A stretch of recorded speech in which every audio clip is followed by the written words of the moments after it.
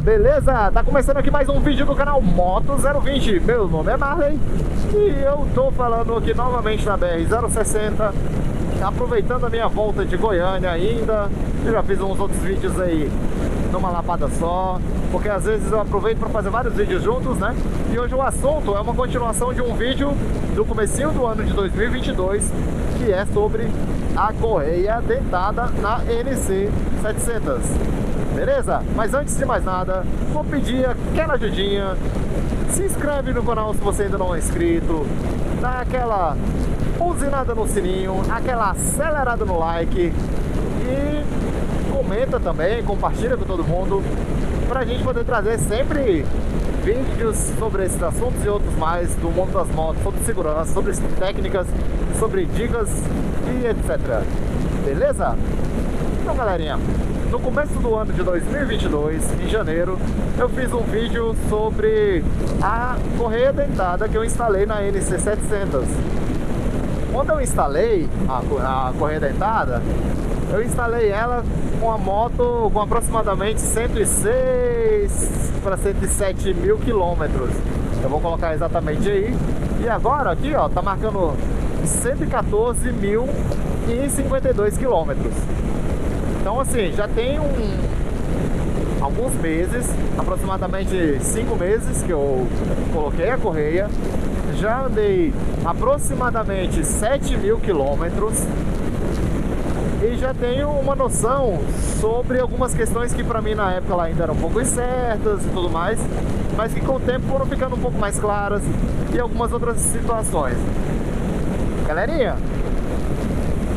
eu falei naquele vídeo que a correia dentada não precisa de muita manutenção, você só montou ela ali e tá pronta para uso, certo? Não é 100% só isso. Faltou um pouquinho, que é uma outra questão, que eu acho que cheguei até a citar, que é a de você precisa passar um produto na correia, claro que não com a constância ali da corrente, mas você precisa passar um produto para poder diminuir um pouco do atrito, dar mais longevidade e tudo mais. Galerinha, logo quando foi instalada a correia, ficou uma parte lá da caixa do pinhão que ficou pegando na correia. Só que isso foi rapidamente corrigido, né? Ela ficou só com um risquinho, mas imagino eu que isso não tenha mexido em nada estrutural, foi muito superficial mesmo, porque eu rodei muito pouco antes de resolver esse problema.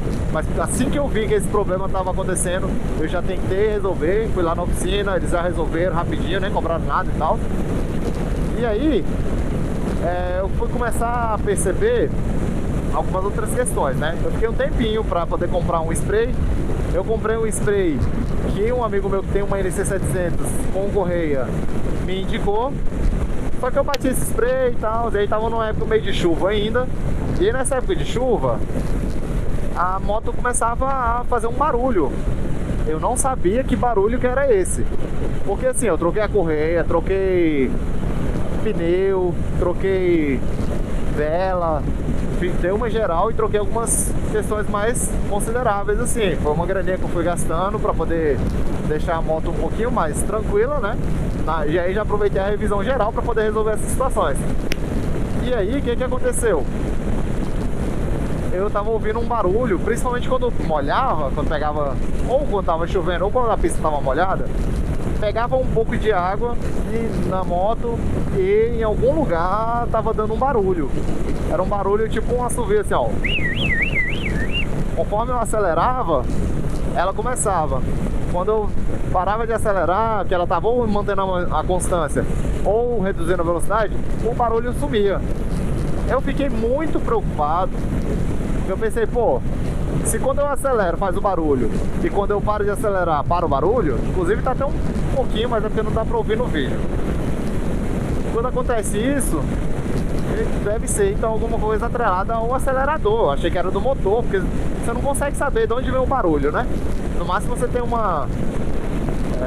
pensamento, eu acho que pode ser isso, acho que pode ser aquilo, até quando você leva no mecânico ou quando você descobre de fato o que é o problema, certo? Então, galera, o que tá rolando? Eu fui lá na oficina achando que era realmente uma parte mais interna no motor. Quando eu cheguei, ele falou, ó, não sei se vai ser isso não. Eu acho que é a correia. Eu falei, como assim a correia? Eu acabei de trocar a correia, tô batendo spray lá e tal, né? Esse spray que eu passei é tipo aquele silicone em que eu acabo... passei o spray, ela cria uma películazinha ali de silicone na correia, né? Só que deixa ela mais parecendo aqueles pisos quando encera, que você bate o pé no chão e dá aquele assobiozinho. É basicamente um pouco disso que estava acontecendo, mas na verdade até sem o spray chega a acontecer isso. E aí ele falou, não, é melhor você ver qual que é o spray correto para você passar em correia, porque tem um spray que é feito para dar mais proteção e longevidade, hidratar e proteger a correia, e aí você começa a usar ele, né? E aí foi o que eu fiz. Eu entrei no site lá de quem eu comprei a correia e eu fui ver lá qual era o spray que eles tinham. É um spray da Loctite lá, só que tava até esgotado. Eu tive que comprar pelo Mercado Livre. Chegou relativamente rápido, uma semana ali e tal. E aí eu comecei a passar. Só que como tava na época de chuva, eu tinha que ficar passando com uma constância um pouco maior. Sempre que eu começava a ouvir o barulho, eu já ia lá, batia o spray e tal. Então, esse é um cuidado que eu tive que ter a mais, que eu achava que não precisaria ter. E a partir do momento que eu precisei entender isso e comecei a ter esse cuidado, eu vi que a correia tem também seus cuidados ali. Aí eu vi um outro vídeo que a galera falou que tem as correias em lugares muito secos e tudo mais, às vezes ela começa a esfarelar. Então assim, tem sim que tomar uns cuidados com a correia também. Embora ela tenha uma longevidade maior, ela é borracha, e borracha vai deteriorando com o tempo. Tem que tentar deixar sempre mais na sombra, evitar pegar umas temperaturas muito elevadas, mudanças bruscas de temperatura também. Então assim, é importante tomar esses cuidados, galerinha, porque a correia ela não é barata, ela é um investimento. A longo prazo se paga, a longo prazo fica um pouco mais tranquilo. Porém, se você fica sem ter esses cuidados, você vai ter jogado dinheiro fora, tá? A corrente tem seu prazo de validade, a correia também tem, apesar de que ela aguenta um pouquinho mais se você tiver esses cuidados mínimos. Não é a mesma constância que você precisa ter, por exemplo, quando você tem quando você coloca a corrente, né? A corrente você vai ter que estar lubrificando ali toda semana, às vezes várias vezes na semana, porque vai sim tá pegando chuva, vai estar pegando lama, vai estar pegando restos de coisas da pista. Isso vai fazer com que comece a deteriorar a corrente, ela vai começar a dilatar porque tá andando muito seca, ou tá muito suja, começa a corroer um pouquinho.